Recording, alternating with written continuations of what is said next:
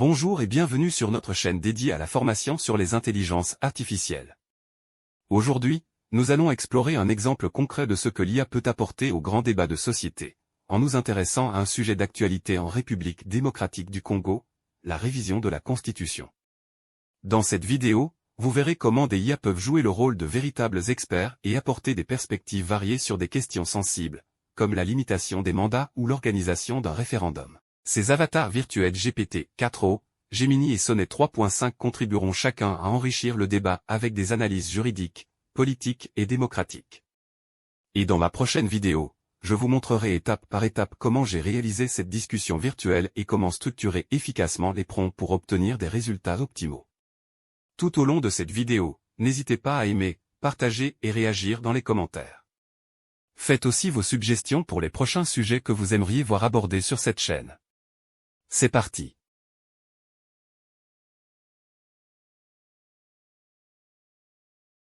Bonjour à tous et bienvenue à ce débat. Aujourd'hui, nous allons explorer les projets de révision constitutionnelle en République démocratique du Congo, RDC, sujet qui suscite un vif débat tant au niveau politique que social.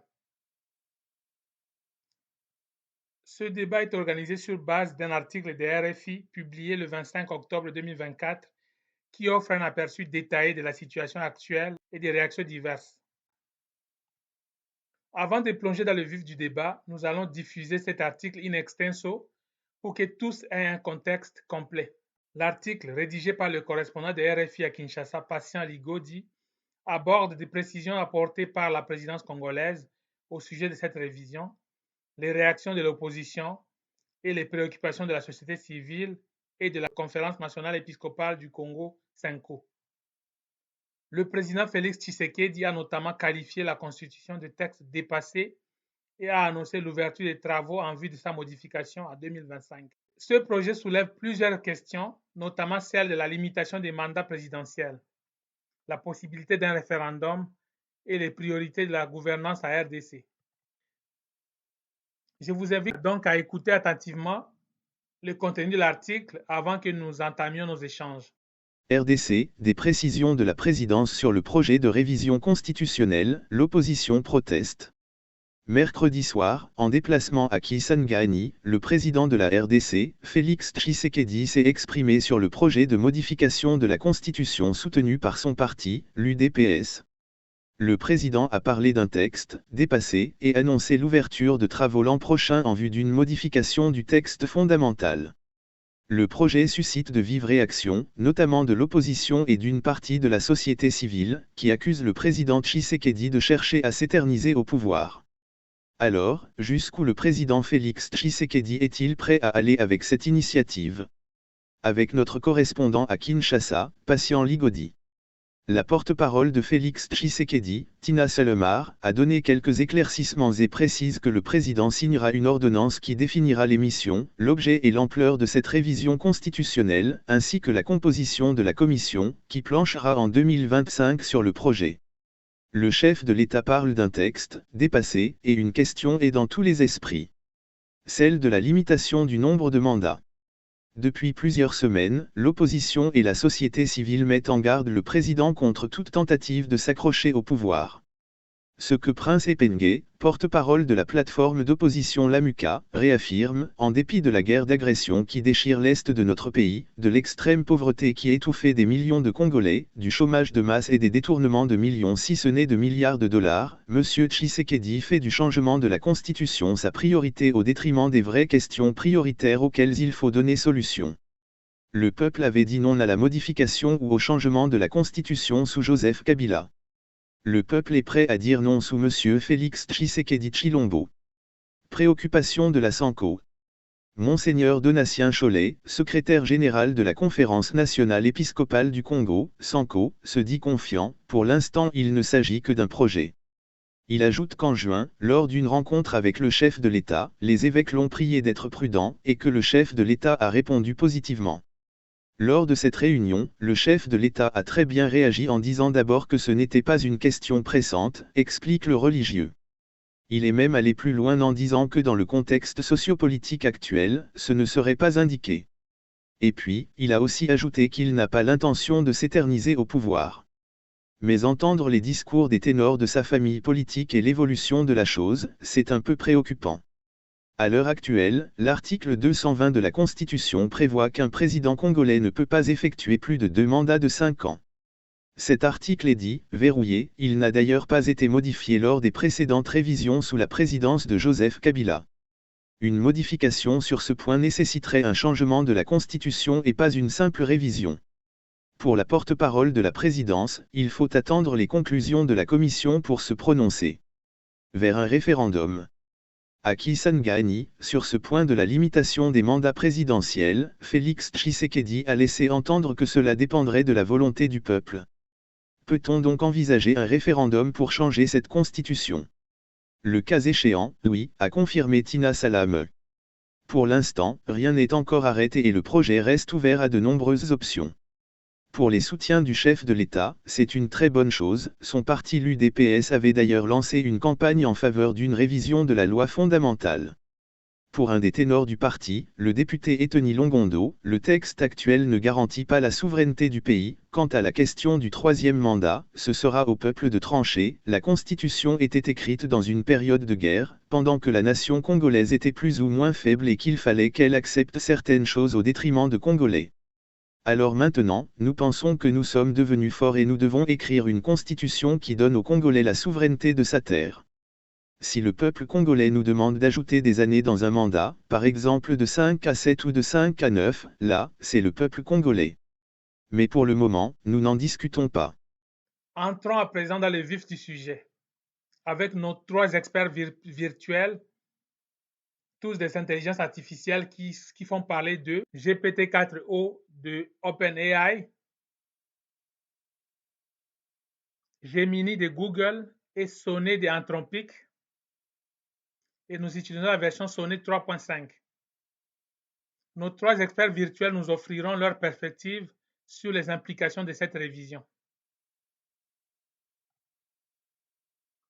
Pour débuter, j'aimerais poser une question de base à chacun de nos experts virtuels. Quelles sont selon vous les principales implications de cette révision constitutionnelle? Merci, cher modérateur. Les principales implications de cette révision se situent sur les plans politiques et juridiques, surtout au regard de l'article 220 de la Constitution congolaise. Cet article est verrouillé et interdit la modification du nombre de mandats présidentiels, ce qui garantit des valeurs fondamentales pour la démocratie congolaise. Toute tentative de modification de cet article devrait suivre une procédure rigoureuse, comme un référendum ou une assemblée constituante, afin d'éviter de contourner les garde-fous institutionnels. Je partage cette analyse et j'ajouterai que la légitimité de la procédure de révision repose sur une transparence totale, notamment dans la composition de la commission en charge. Celle-ci doit être représentative et indépendante de l'exécutif, afin que la révision soit perçue comme légitime par la population congolaise. Les clauses pérennes, comme celles limitant les mandats, existent pour préserver les principes démocratiques. Absolument, la révision de la Constitution, surtout par ordonnance présidentielle, pourrait fragiliser la séparation des pouvoirs en consolidant le pouvoir exécutif au détriment du législatif et du judiciaire. Si une révision a lieu, elle doit respecter scrupuleusement la procédure juridique et les attentes de la population quant à l'alternance démocratique. Sans ces garanties, le risque de manipulation politique est élevé. Vous soulevez tous des points cruciaux. Examinons maintenant le contexte sociopolitique. GPT-4o. Pouvez-vous expliquer pourquoi ce contexte rend cette révision controversée? La RDC traverse actuellement une crise économique et reste en proie à des conflits dans l'est du pays. Pour l'opposition et la société civile, ce projet de révision semble détourner l'attention des priorités réelles du gouvernement. Ils redoutent que ce projet soit un prétexte pour prolonger le mandat présidentiel en cours, ce qui pourrait polariser davantage la situation. Merci GPT-4o. Gemini, selon vous, un référendum pourrait-il légitimer cette révision ou, au contraire, poser des risques pour le processus? Un référendum pourrait en effet permettre à la population congolaise de s'exprimer et renforcer la légitimité démocratique de ce projet. Cependant, cela suppose un processus totalement transparent et indépendant, ce qui est difficile dans un contexte où l'indépendance institutionnelle est parfois faible. Le référendum, dans ces conditions, pourrait être instrumentalisé pour renforcer le pouvoir exécutif. Merci pour cette analyse. Sonnet 3.5. En quoi une ordonnance présidentielle pourrait-elle nuire à la séparation des pouvoirs dans ce contexte? Une ordonnance présidentielle pour initier une révision constitutionnelle pourrait être perçue comme un abus de pouvoir, ce qui nuirait à l'équilibre institutionnel. La révision, qui devrait refléter les valeurs démocratiques, risquerait de se transformer en un outil de concentration de pouvoir. Pour garantir la démocratie, le processus de révision doit impliquer toutes les forces vives de la société congolaise. La question des limitations des mandats est aussi un sujet clé. Gemini, pensez-vous que cette clause verrouillée est essentielle pour la démocratie en RDC? Absolument. La limitation des mandats est une protection contre l'autoritarisme. L'article 220, en tant que clause verrouillée, joue un rôle fondamental pour préserver l'alternance démocratique. Modifier cet article pourrait être perçu comme une tentative de prolonger le pouvoir, ce qui risque de compromettre la confiance de la population dans les institutions. Merci Gemini, GPT-4O. Quel est votre point de vue? Je partage cet avis. La limitation des mandats incarne les principes de la République. Lever cette limitation pourrait ébranler la démocratie et affaiblir la confiance des citoyens dans leurs institutions. Toute modification devrait être justifiée par un besoin strictement en faveur du bien commun.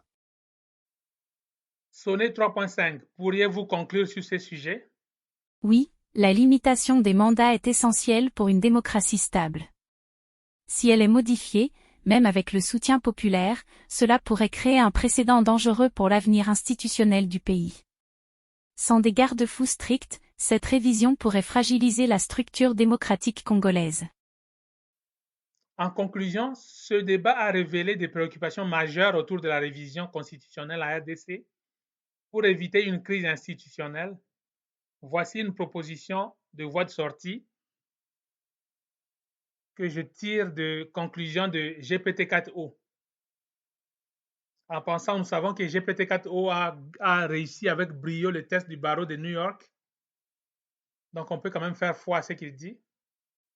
Premier point, création d'une commission constitutionnelle mixte et indépendante. Elle devrait inclure toutes les composantes sociales, politiques et régionales du pays et travailler dans la transparence.